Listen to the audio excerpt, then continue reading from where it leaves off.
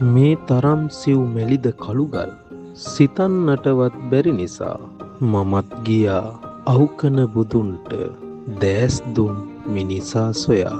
මොහොතක් සිතන්න මේ තරම් සිව් මැලිද කළුගල් කාටද පේන්නේ? තමන්ට.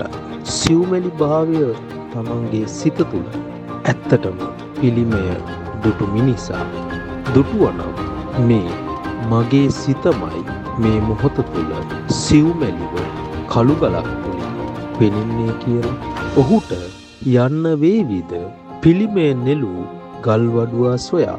ඔහු බැරි වෙලාවත් සිතුවනම් මේ මගේ සිතමයි සිව්මැලි වෙලා තියෙන්නේ, මේ මමමයි මටමයි මේ සිව්මැලි භාවය පෙනෙන්නේ දැනෙන්නේ කියලා ඔහුට ගල්වඩුවා සොයාගෙන ගිහින් ඔහුගෙන් අසන්න වෙන්නේ නැහැ ඔබ තැනූ පෙම්බරිය කොතැනද කියා.